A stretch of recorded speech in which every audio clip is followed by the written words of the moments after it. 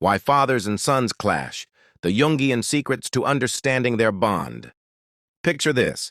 A successful businessman can negotiate million-dollar deals, lead teams of hundreds, command respect in boardrooms.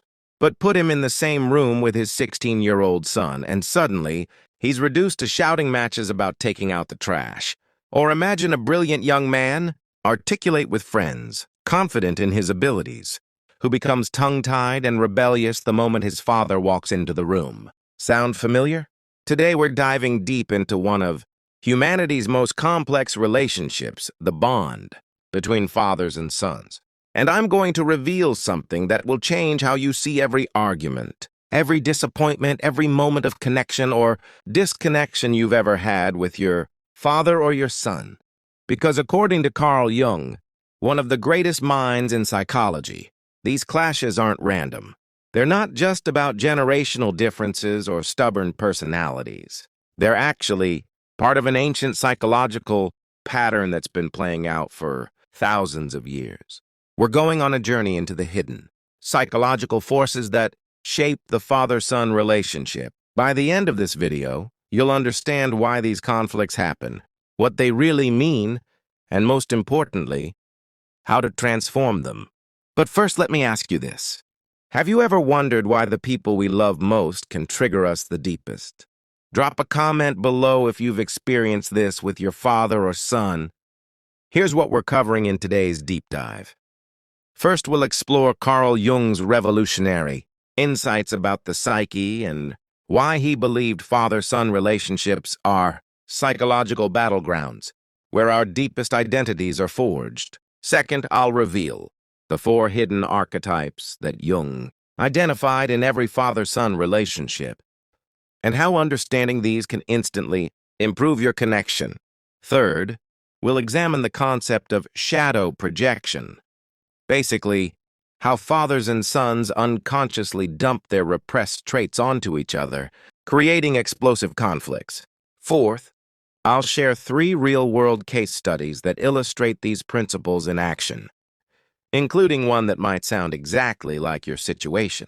And finally, I'll give you a practical 5-step framework you can use immediately to start healing and strengthening your father-son bond. This isn't just theory, this is life-changing insight that can transform your most important relationships. So grab something to drink, get comfortable, and let's unlock the secrets of the father-son dynamic. And hey, if this topic resonates with you, hit that subscribe button and ring the notification bell. We dive deep into psychology and relationships every week. And trust me, you won't want to miss what's coming. Segment 1, the Jungian Foundation. Let's start with the man himself, Carl Gustav Jung. Born in 1875, Jung didn't just study psychology, he revolutionized our understanding of the human psyche. But here's what most people don't know about Jung. His relationship with his own father was complicated. Jung's father was a rural pastor, conventional and conservative. Jung described feeling intellectually superior to his father from a young age, yet also deeply troubled by their emotional distance. Jung once wrote, "Nothing has a stronger influence psychologically on children than the unlived life of their parents." Think about that for a moment. The unlived life of the parent. This personal struggle led Jung to one of his most profound insights. Our relationships with our parents aren't just about love or conflict. They're about psychological development. They're about becoming who we're meant to be. According to Jung, every human has what he called a collective unconscious. Basically, a shared psychological inheritance that contains universal patterns of behavior, which he called archetypes. Now here's where it gets fascinating for father-son relationships. Jung believed that within every person's psyche, there are internal representations of the mother and the father, what he called the parental imagos. The father archetype represents authority and discipline, wisdom and guidance, protection and provision, the bridge to the outer world, moral and ethical standards. But here's the crucial part. The actual relationship between a real father and son becomes the battlefield where these archetypal energies play out. Let me tell you about Marcus, a 45-year-old client I worked with. Successful lawyer, great husband, loving father to 2 daughters. But put him in the same room with his 19-year-old son, Jake. And within minutes, they'd be at each other's throats. Marcus couldn't understand it. "I give him everything," he'd say. "I'm nothing like my father. I'm present. I'm supportive. I attend his games." Yet Jake seemed to reject everything Marcus offered. What Marcus didn't understand was that Jake wasn't just rejecting his father's advice or rules. At a deeper level, Jake was wrestling with the father, archetype itself, the internal representation of authority, tradition, and the established order. Jung put it perfectly. The privilege of a lifetime is to become who you truly are. But here's the thing, for a son to become who he truly is, he often has to psychologically separate from his father first. This is why successful, loving fathers can still experience intense conflict with their sons. It's not personal, it's archetypal. Now you might be thinking, okay, but what does this actually look like in real life? That's exactly what we're diving into next. But first, let me know in the comments. Have you ever felt like your conflicts with your father or son go deeper than just the surface issue? I read every single comment, and your stories help shape future content. Segment 2, the 4 archetypal patterns. Now we get to the really practical stuff. Jung identified 4 main archetypal patterns that show up in father-son relationships. And here's what's incredible. Once you recognize these patterns, you'll start seeing them everywhere. Pattern 1, the king and the prince. In this dynamic, the father embodies the king archetype, established, powerful, the ruler of his domain. The son is the prince, heir to the throne, but not yet ready to rule. The psychological tension? The prince must eventually overthrow the king to become a king himself. Not literally, of course, but psychologically. Think about it. Every son eventually needs to establish his own authority, his own way of doing things, his own kingdom. But while his father is still the king, this creates natural conflict. I knew a family where the father built a successful construction business from nothing. He expected his son to join the business and eventually take over. But the son wanted to become a teacher. The father couldn't understand it. "I'm handing you $1 million business, and you want to make $40,000 a year teaching kids?" The son felt suffocated. "He can't see that I'm not him. I have my own path." Classic king and prince conflict. The father saw rejection of his life's work. The son saw the need to establish his own identity. Pattern 2, the warrior and the apprentice. In this pattern, the father is the experienced warrior who's fought life's battles and wants to prepare his son for the same. The son is the apprentice, learning but also questioning the master's methods. The warrior father says things like, "Life is tough. You need to be tougher. I'm preparing you for the real world. This will build character." The apprentice son feels either crushed under the pressure or rebellious against the harsh training. My friend David grew up with a father who was former military. Every mistake was a learning opportunity. Every setback was character building. David's father genuinely believed he was preparing his son for success, but David felt like nothing he did was ever good enough. He interpreted his father's tough love as constant criticism. The breakthrough came when David realized his father wasn't criticizing him. He was trying to forge him into a stronger person, the way a blacksmith forges steel. Pattern 3, the wise man and the seeker. Here, the father embodies wisdom, experience, and knowledge accumulated over decades. The son is the seeker, hungry for truth but needing to find his own path to it. This often creates the most subtle conflicts. The wise man father offers advice based on hard-won experience. The seeker son appreciates the wisdom but needs to make his own mistakes to truly learn.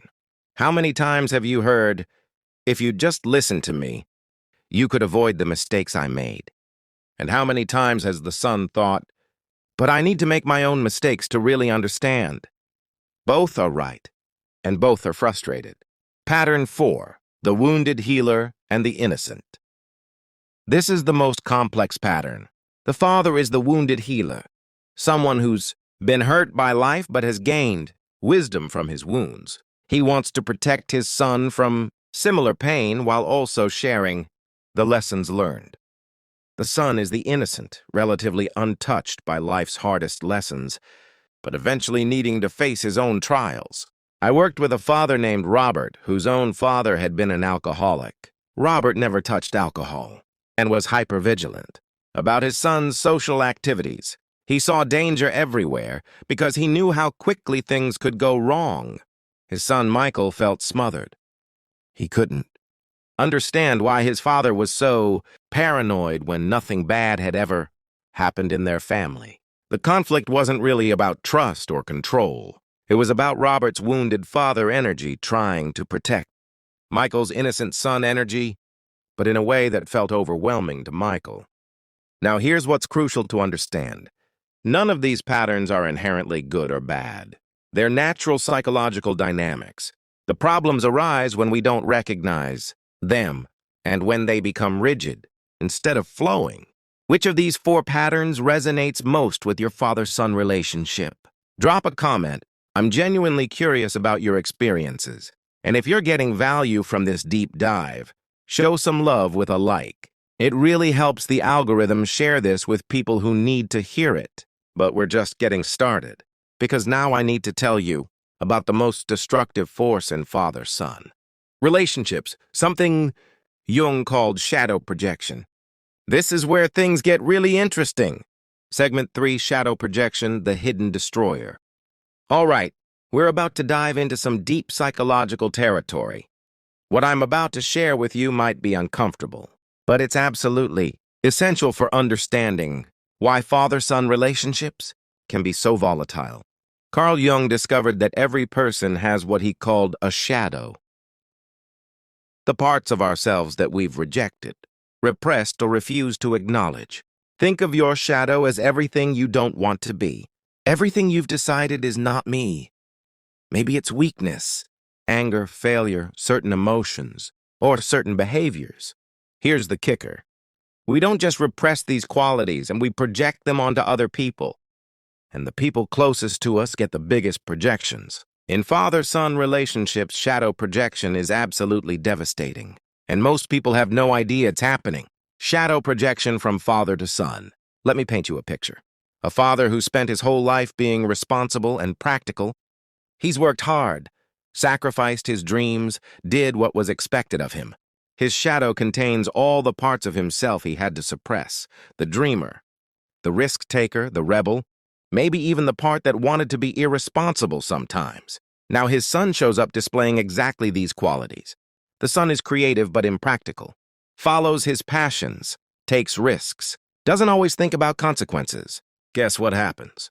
The father doesn't just disapprove of his son's choices. He has an almost visceral reaction to them. Why? Because his son is living out all the parts of himself that he had to kill off to become a responsible adult. I worked with a father named Tom, an accountant who'd always been the sensible one in his family. His son Alex was artistic, spontaneous, wanted to travel the world instead of getting a steady job. Tom's reaction wasn't just concern, it was rage. He's being selfish and immature, Tom would say. Someone needs to teach him about reality. But when we dug deeper, Tom admitted something painful. I always wanted to be a musician, but my father convinced me it wasn't practical. I gave up that dream to be responsible. Tom wasn't just angry at Alex's choices, he was angry at the part of himself he'd sacrificed. Alex represented Tom's unlived life, his abandoned dreams. Shadow projection from son to father. But it works both ways. Sons project their shadows onto fathers too. A young man who prides himself on being progressive, open-minded, and emotionally intelligent might see his father as narrow-minded, outdated, and emotionally stunted.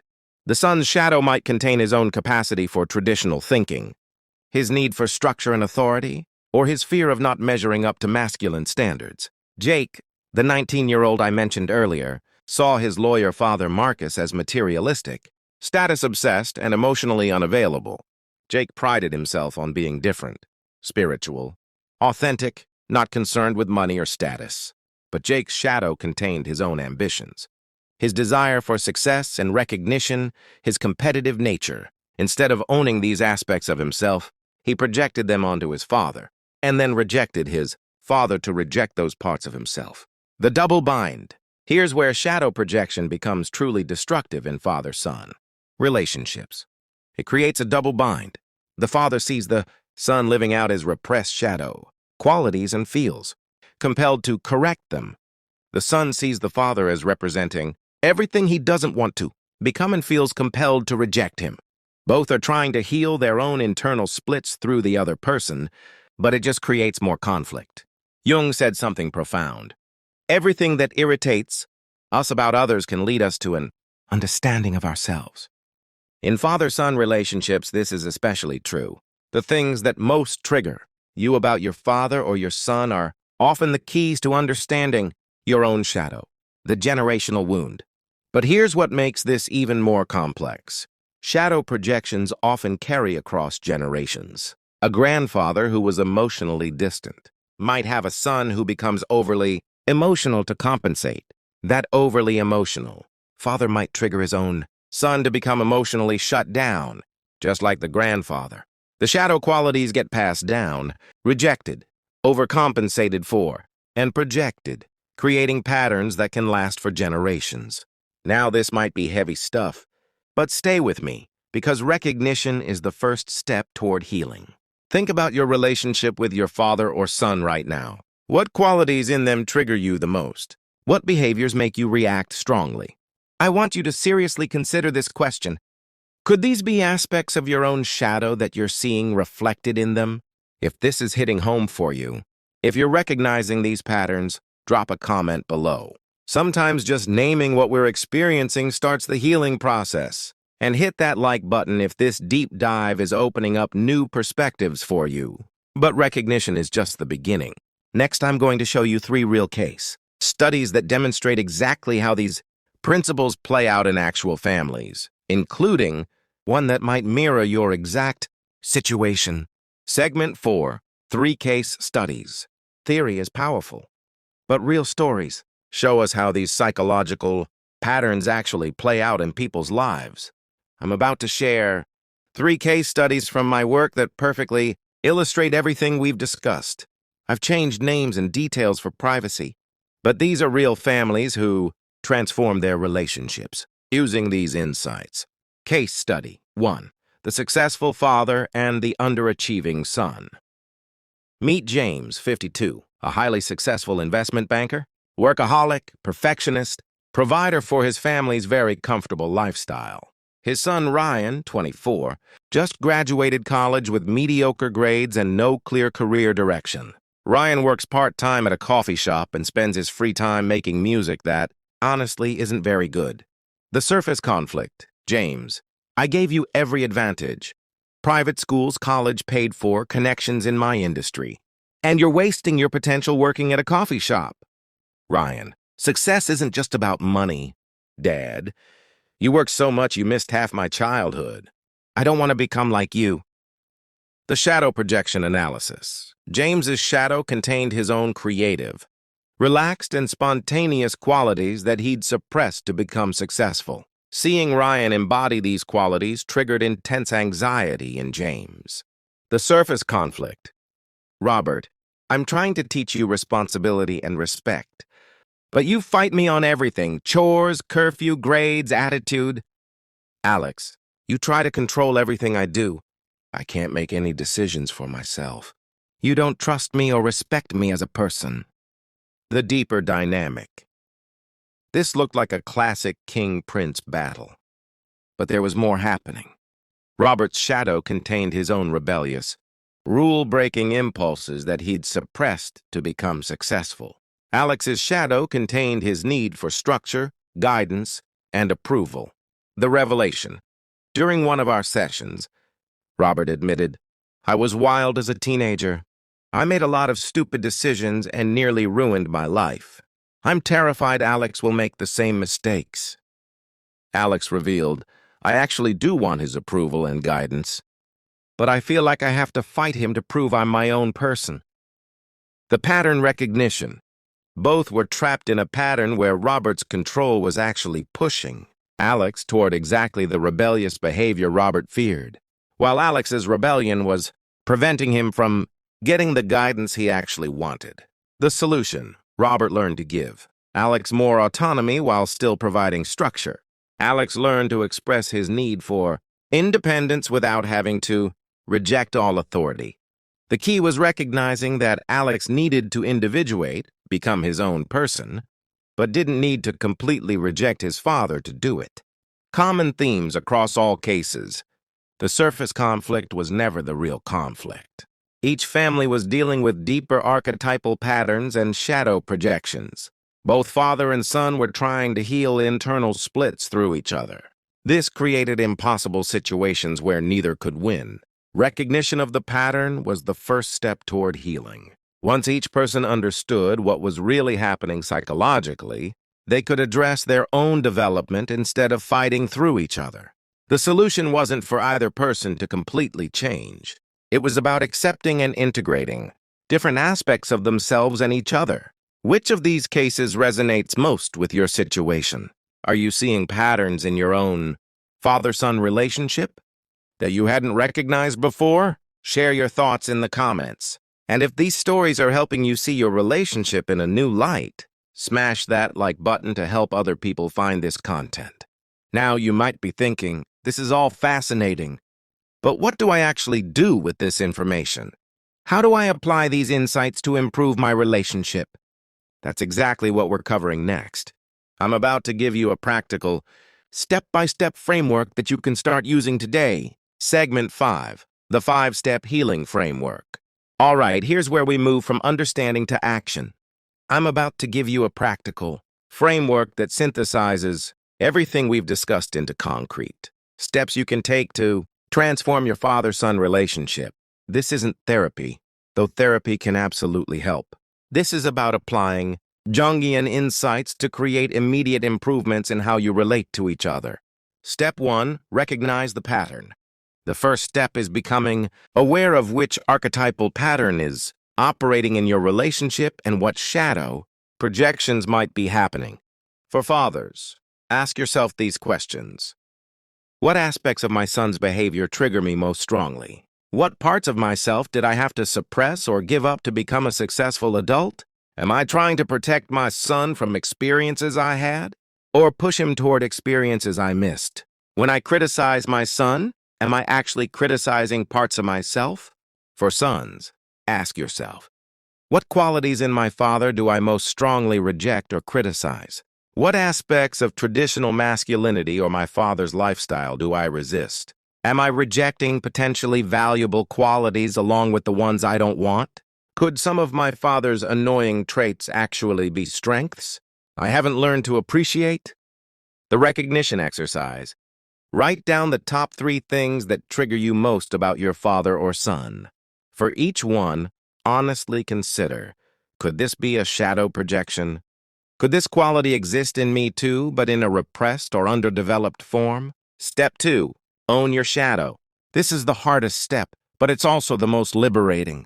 Instead of trying to change the other person, start by integrating your own shadow qualities. For the father in our first case study, James had to own his creative, spontaneous side.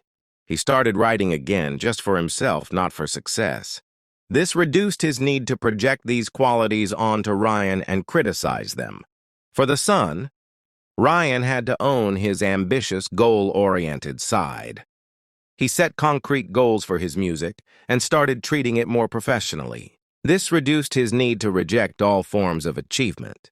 The integration practice. Take one quality you've been criticizing in your father or son. Find a way to explore this quality in yourself in a healthy way.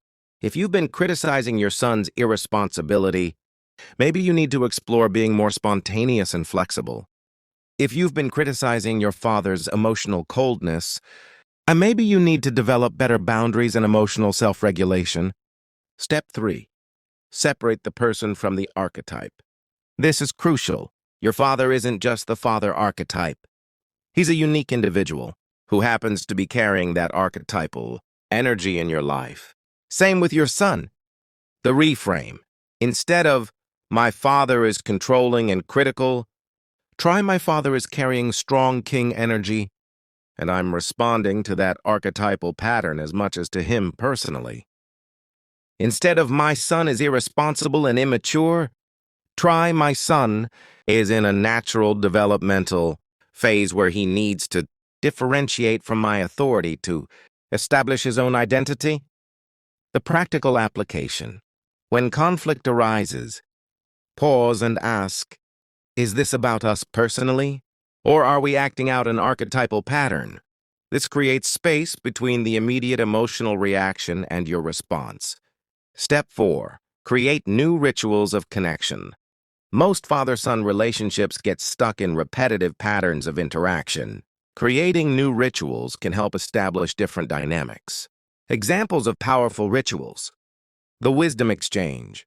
Once a month, set aside time where the father shares something he's learned from his life experience, and the son shares something he's learning from his current perspective. Both perspectives are valued equally. The shadow work session. Sounds intense, but it's actually quite simple. Each person shares one thing they admire about the other and one thing that challenges them. Then discuss what these reactions might reveal about yourselves. The joint challenge. Take on a project together that requires both father and son to step outside their comfort zones. Build something, learn a new skill, volunteer for a cause you both care about. The story-sharing ritual. Fathers share stories from their own youth and mistakes they made. Sons share their current struggles and fears. The rule is no advice unless specifically requested, just understanding. Step 5. Practice differentiated connection. This is the ultimate goal. Maintaining a strong connection while allowing each person to be fully themselves. For fathers, your job is not to create a mini version of yourself or to protect your son from all the mistakes you made. Your job is to provide roots and wings, stability and freedom to grow. Practice saying, "I don't understand your choice, and I would do it differently, but I respect your right to make your own path." For sons, your job is not to reject everything your father represents to prove your independence. Your job is to take what serves you and leave what doesn't, while still honoring the relationship. Practice saying, "I appreciate what you've given me and what you've learned. I'm going to apply it in my own way." The ongoing practice. Weekly check-ins. Spend 15 minutes talking about how you're each doing, without trying to fix or advise each other. Monthly pattern reviews. Look at your recent interactions. Which archetypal patterns showed up? Where did shadow projections happen? Quarterly relationship assessments. Are you both growing as individuals while maintaining connection? What needs to be adjusted? The transformation promise. Here's what happens when you consistently apply this framework. Conflicts become opportunities for understanding rather than battles to be won. Both father and son develop greater self-awareness and emotional maturity. The relationship becomes a source of strength rather than stress. Generational patterns of dysfunction can be interrupted and healed. Both people feel truly seen and accepted for who they are. Which of these 5 steps feels most challenging for your situation? Which one are you most excited to try? Drop a comment and let me know. I love hearing about people's breakthroughs and struggles. And if you're committed to implementing this framework, give this video a thumbs up and share it with someone who might benefit from these insights. But before we wrap up, I want to leave you with one final insight that ties everything together. Well, we've covered a lot of ground in the past hour. Jungian psychology, archetypal patterns, shadow projection, case studies, and a practical framework for healing. But I want to leave you with the most important insight of all, the ultimate truth. Jung believed that the goal of human development wasn't to be perfect, it was to be whole, to integrate all the different aspects of ourselves, including the parts we've rejected or repressed. In father-son relationships, this means both people need to become more complete versions of themselves, not try to fix or change each other. The most beautiful thing about understanding these patterns is realizing that your conflicts with your father or son aren't evidence that your relationship is broken. They're evidence that you're both growing, both trying to become who you're meant to be. Every argument about responsibility versus freedom is really about finding balance between structure and spontaneity. Every conflict about tradition versus innovation is really about honoring the past while creating the future. Your father-son relationship is one of the most powerful forces for psychological development in both your lives. It's where you learn about authority and respect, strength and vulnerability, tradition and innovation, love and boundaries. When you understand this relationship through a Jungian lens, you realize that every challenge is actually an opportunity. Every trigger is information about your own development. Every conflict is a chance to become more whole. The ripple effect. And here's what's really powerful. When you heal these patterns in your relationship, you're not just helping yourselves, you're interrupting generational cycles of dysfunction. You're modeling healthier masculinity. You're creating a template for how fathers and sons can relate. The work you do on your relationship impacts your other relationships, your children, your community. This is how we change the world, one relationship at a time. If you're ready to transform your father-son relationship, start with step 1 of the framework today. Identify which archetypal patterns are operating in your relationship. 2, subscribe to this channel for more deep dives into psychology, relationships, and personal development. We post new content every week. 3, share this video with your father or son. Sometimes the best way to start a difficult conversation is to say, "I saw something that made me think about our relationship. Would you watch this with me?" 4, join the conversation in the comments. Share your story, ask questions, connect with others who are on the same journey. This community is here to support each other. 5, be patient with the process. These patterns took years to develop. They won't change overnight. But every small step toward understanding creates momentum for bigger breakthroughs. A personal message. If you're a father watching this, remember, your son doesn't need you to be perfect. He needs you to be real, to own your mistakes, to show him what it looks like to be a man who's still growing and learning. If you're a son watching this, remember, your father isn't your enemy. He's a fellow human being who's doing his best with the tools he was given. You can honor what he's taught you while still becoming your own man. And if you're estranged from your father or son, if it feels too late or too damaged to repair, it's not. Understanding changes everything. One person doing this work can transform the entire dynamic. The final challenge. I want to leave you with a challenge. In the next 24 hours, reach out to your father or son, not to have a big conversation about everything we've discussed, but simply to connect, send a text, make a call, share a memory, ask how they're doing, and really listen to the answer. Sometimes the most profound healing starts with the simplest gesture of connection. Final call to action. If this deep dive has been valuable for you, hit that subscribe button and ring the notification bell. We explore the hidden psychology behind all our most important relationships. Give this video a thumbs up if it's given you new insights or hope for your relationship. Check out these related videos where we dive into mother-daughter dynamics, sibling relationships, and the psychology of marriage. Follow me on social media for daily insights and behind-the-scenes content. Closing words. The relationship between fathers and sons has been the subject of stories, myths, and legends throughout human history. From Abraham and Isaac to Luke Skywalker and Darth Vader, these relationships capture our imagination because they represent something universal and profound. You are part of this ancient story. Your relationship with your father or son is your chapter in humanity's ongoing exploration of what it means to be a man, what it means to love, what it means to grow. Jung showed us that we don't have to be prisoners of unconscious patterns. We can bring awareness to our relationships. We can choose growth over repetition. We can transform our wounds into wisdom. Your father-son relationship isn't just personal, it's archetypal. It's not just about you. It's about the healing and evolution of masculine consciousness itself. The work starts now. The healing starts with you. Thank you for joining me on this journey into the depths of one of life's most complex and meaningful relationships. I'll see you in the next video. Ryan's shadow contained his own ambitions, competitive drive, and need for achievement. Rather than own these qualities, he projected them onto his father and rejected them by underachieving. The breakthrough. The turning point came when James admitted to Ryan, "I always wanted to be a writer. I wrote short stories in college, but my father convinced me it wasn't practical. Maybe I'm so hard on you because I see myself giving up too easily." Ryan realized, "I actually do want to succeed at music, but I've been so afraid of becoming obsessed with success like Dad that I've been sabotaging myself." The transformation. James started supporting Ryan's music more genuinely, even helping him think through the business side of it. Ryan began taking his music more seriously and setting actual goals.